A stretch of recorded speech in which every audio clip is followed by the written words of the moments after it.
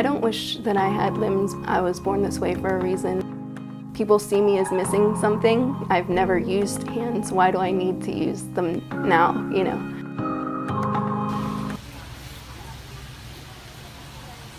Well, there you go.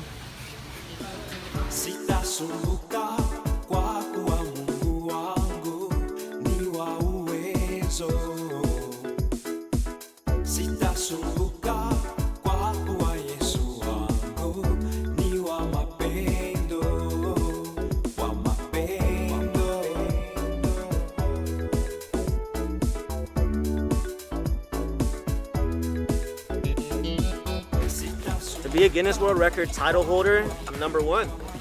You know, there's nobody faster than me right now. I'm the fastest man on their hands in the world. So I was born with caudal regression syndrome. It's a very rare disease. I always work with what I got because I don't really have any other cards that are dealt to me. A lot of people say foster mother. I'm not a big fan of that because she is my mother. The foster care system reached out to my mom, said that we've exhausted all our options. Ever happened to me? I was just like, you know what, I'm not gonna be weak anymore. And then I just put in the work as much as I could every day. I was going to 2 or 3 wrestling practices a day for 7 days a week. And by the time my senior year of high school came around, I became one of the best guys in the state. And then soon after that, I became one of the best guys in the country.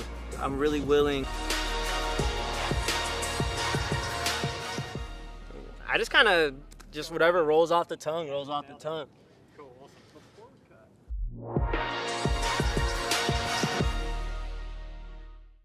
Bonjour et shalom chez vous. Cette année, n'accepte pas de perdre cette envie de bien faire, cette envie de mieux faire devant Dieu, quel que soit ce qui va se passer. Car vois-tu, cette envie de bien faire, de mieux faire, ne provient pas de toi. La Bible nous dit ceci dans Philippiens 2:13, « Car c'est Dieu qui produit en vous le vouloir et le faire selon son bon plaisir. » Cette envie n'est pas un hasard, car pour l'ennemi, pour Satan, il voudrait que nous n'ayons pas envie de faire certaines choses. Dès le départ, il voudrait que nous puissions avoir envie de tout abîmer. Ça, c'est sa signature. Mais Dieu ici, il place en nous le vouloir de bien faire les choses. N'as-tu pas remarqué dans les us et coutumes des hommes, au début d'une chose, au début d'un mariage, au début d'un travail, au début d'une nouvelle opportunité, nous avons envie de bien faire. Cette envie, c'est Dieu qui nous la donne. Satan voudrait que nous puissions tout abîmer. Comme Jésus a très bien résumé, le voleur ne vient que pour dérober, détruire et tuer. Et les bontés de l'Éternel, comme on nous rappelle dans Lamentation au chapitre 3, la Bible dit que les bontés de l'Éternel ne sont pas épuisées, ses compassions ne sont pas à leur terme. Il renouvelle ses bontés chaque matin. Il renouvelle ses bontés chaque matin, chaque semaine, chaque mois, chaque année, pour ceux qui vont vivre sur la terre. C'est Dieu qui nous donne cette envie de bien faire.